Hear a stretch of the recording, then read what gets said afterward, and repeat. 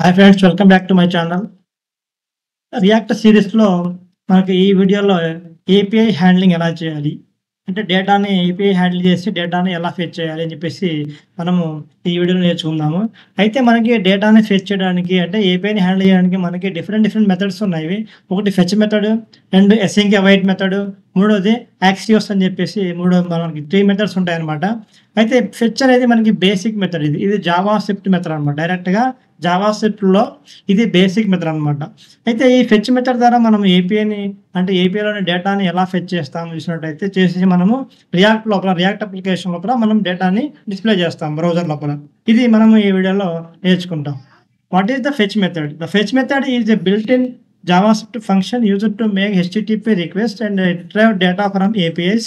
It returns a promise that resolve to a response object. Fetch method అనేది ఒక inbuilt method అన్నమాట. JavaScript లోపల మనకి జావాస్క్రిప్ట్ ప్రొవైడ్ చేసిన ఒక ఫంక్షన్. ఇది ఇది ఏం చేస్తుందంటే హెచ్‌టిటిపి రిక్వెస్ట్‌ని హ్యాండిల్ చేస్తుంది. హెచ్‌టిటిపి రిక్వెస్ట్‌లు ఏముంటాయి మనకి గెట్, పుట్, అలా అప్డేట్, డిలీట్ ఇయన్నీ హెచ్‌టిటిపి మెథడ్స్ అన్నమాట. వీటిని ఏం చేస్తుందంటే హ్యాండిల్ చేస్తుందన్నమాట ఫెచ్ మెథడ్ అని చెప్పేసి. హ్యాండిల్ చేసి మనకి డేటాని ఫెచ్ చేస్తుంది. డేటాని డిస్‌ప్లే చేస్తుంది. డేటాని మనకి తీసి ఇస్తుందన్నమాట. అయితే ఇది ఏం చేస్తుంది ప్రామిసెస్‌ని రిటర్న్ చేస్తుంది. మనకి దెన్ అని చెప్పేసి దీంట్లో వాడతాము ఒక ప్రామిస్ అనమాట. ఈ దెన్ అనేది ప్రామిస్ యొక్క ఒక రకంగా చెప్పాలంటే రెస్పాన్స్ యొక్క ఆబ్జెక్ట్ అనమాట.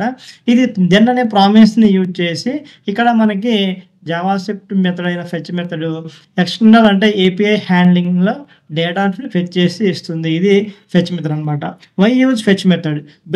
Built into JavaScript. దీనివల్ల ఇది ఎందుకు యూజ్ చేస్తాము అంటే ఇది మనం ఎక్స్ట్రా లైబ్రరీ అనేది ఇన్‌స్టాల్ చేయక్కర్లేదు. మనం యూజ్ చేయక్కర్లేదు. డైరెక్ట్‌గా మనకు జావాస్క్రిప్ట్ ఇచ్చింది కాబట్టి ఇది సింపుల్‌గా ఉంటది కాబట్టి మనం జావాస్క్రిప్ట్ బేసిక్ అయిన ఇది ఫెచ్ మెథడ్‌ని డైరెక్ట్‌గా యూజ్ చేసుకోవచ్చు అనమాట. ఇది వితౌట్ ఎక్స్టర్నల్ లైబ్రరీ. అదే మన యాక్సియోస్ అనుకోండి మన లైబ్రరీ ఇన్‌స్టాల్ చేసుకోవాలన్నమాట. ఇది సపోర్ట్ చేస్తుంది. దీనికి గెట్, పోస్ట్, పుట్, డిలీట్ రిక్వెస్ట్‌ని కూడా ఇది సపోర్ట్ చేస్తుంది కాబట్టి మనం దీన్ని యూజ్ చేసుకోవచ్చు. అందులోనే సింక్రోనస్ ప్రోగ్రామింగ్ అని చెప్పేసి ఉంటుంది మనకి జావాస్క్రిప్ట్‌లో. ఇది అసింక్ అవైట్ అని చెప్పేసి ఈ యొక్క మెథడ్స్ ద్వారా మనము ఫెచ్ మెథడ్ ఏం చేస్తుంది అసింక్రోనస్ ప్రోగ్రామింగ్ కూడా సపోర్ట్ చేస్తుంది. అందువల్ల దీన్ని మనము యూజ్ చేసుకోవచ్చు వితౌట్ ఎక్స్ట్రా లైబ్రరీ.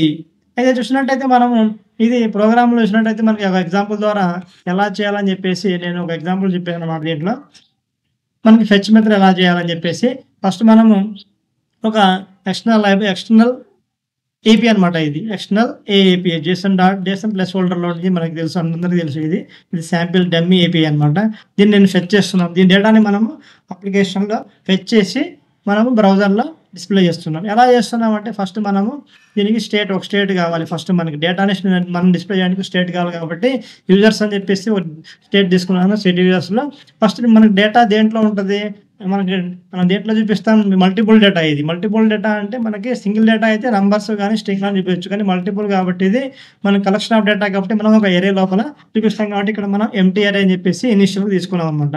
అయితే లోడింగ్ కూడా తీసుకున్నాం. మనం డేటా లేకపోతే మనకు డేటా లోడ్ కాకముందు మనం లోడింగ్ చూపిస్తాం కాబట్టి మనం లోడింగ్‌ని కూడా ఒక స్టేట్‌లో తీసుకున్నాం. లోడింగ్ ఫస్ట్ మనకి ఏముంటది ట్రూ ఉంటది. ఎందుకంటే డేటా ఫస్ట్ లోడ్ అవ్వదు కాబట్టి. డేటా లోడ్ అవ్వాలంటే ఎక్స్టర్నల్ నుంచి మనకి కొన్ని మిల్లీ సెకండ్స్ టైం పడుతుంది కాబట్టి మనం ఫస్ట్ లోడింగ్‌ని చూపిస్తాము. లోడింగ్ డేటా వచ్చిన తర్వాత మనకి లోడింగ్‌ని డిస్‌ప్లే నన్ చేస్తామన్నమాట. ఫాల్స్ చేస్తాం. అందుకని ఫస్ట్ ట్రూ చేసామన్నమాట. ఇలాగ ఫెచ్ మెథడ్ ఒక మెథడ్ రాసాము. దీని లోపల ఫెచ్ అని చెప్పేసి మెథడ్‌ని యూజ్ చేసి http ఇక్కడ గెట్‌ని మనం డైరెక్ట్‌గా గెట్ అనేది డిఫాల్ట్ మెథడ్ ఫెచ్ మెథడ్‌లో. మనం గెట్ రాయక్కర్లేదు. డైరెక్ట్‌గా డిఫాల్ట్ మెథడ్ కాబట్టి డైరెక్ట్‌గా ఫెచ్ అని చెప్పి రాసానన్నమాట. రాసేసి మనము దెన్ అని చెప్పేసి ప్రామిసెస్. ఇది ప్రామిసెస్ అంటే ఏంటి మనకు తెలుసు.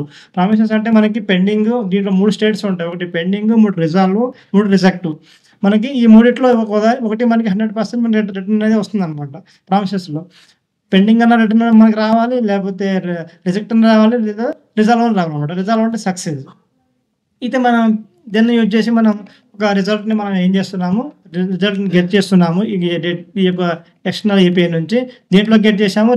ఆర్ఈసీ అంటే రిజల్ట్ ఆర్ఈసీ అని చెప్పేసి ఒక దాంట్లోకి మనం గెట్ చేసాము. చేసేసి దాన్ని వచ్చిన డేటాని మనం ఏం చేసాము జేసన్‌లోకి మనం కన్వర్ట్ చేసాము. జేసన్‌లో కన్వర్ట్ చేసాము.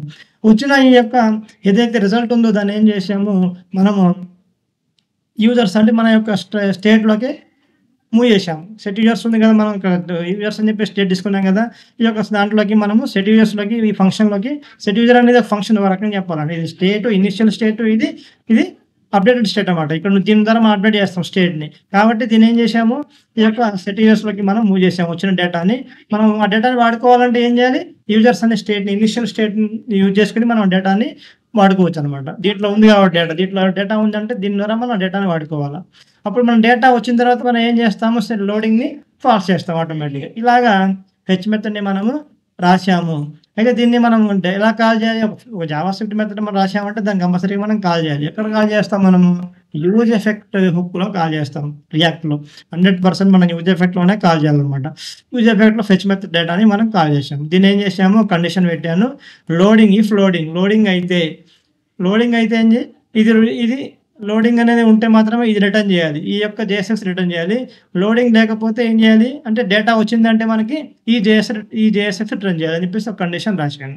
లోడింగ్ ఉంటే మనకంటే డేటా రాకపోతే ఈ యొక్క జేఎస్ఎక్స్ రిటర్న్ చేయాలి. మనకి డేటా వచ్చితే మాత్రము ఈ యొక్క జేఎస్ఎక్స్ రిటర్న్ చేయాలని చెప్పి రాసాము. ఇక్కడ ఏం చేసాము, యూజర్స్‌ని మనం ఈ డేటా ఎక్కడొచ్చింది సెట్ యూజర్స్‌లోకి వచ్చింది. సెట్ యూజర్స్‌లో కంటే మన యూజర్స్‌లో ఇనిషియల్ స్టేట్ యూజర్స్. కాబట్టి యూజర్స్‌ని ఏం చేసాము, ఆ యూజర్స్‌లో ఉన్న డేటాని మ్యాప్ చేసాం. జావాస్క్రిప్ట్ మెథడ్ ఇది కూడా జావాస్క్రిప్ట్ మెథడే. మ్యాప్ చేసేసి ఏం చేసాము, దీన్ని మనము ఇక్కడ డేటాని డిస్‌ప్లే చేస్తున్నాము. చేసిన తర్వాత మనకేమొచ్చింది, దీన్ని మనము అప్లై చేస్తే మనం దీన్ని ఏం చేసాము, బ్రౌజర్‌లో లోడ్ చేస్తే మనకేమైంది, డేటాని చూడండి ఫస్ట్ లోడింగ్ వచ్చింది. డేటా రాకముందు ఏమొచ్చింది, మనకి లోడింగ్ అని చెప్పేసి మనకి స్టేట్ వచ్చింది. ఆ తర్వాత డేటా వచ్చింది. ఇలాగ మనం డేటాని డిస్‌ప్లే చేస్తాం.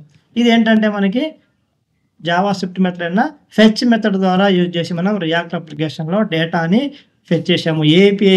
ఎక్స్టర్నల్ ఏపీఐ నుంచి డేటాని మనము గెట్ చేసి దాన్ని డిస్‌ప్లే చేస్తున్నాం బ్రౌజర్ లోపల. ఇది ఫెచ్ మెథడ్ అని చెప్పేసి అంటారు. Thanks for watching.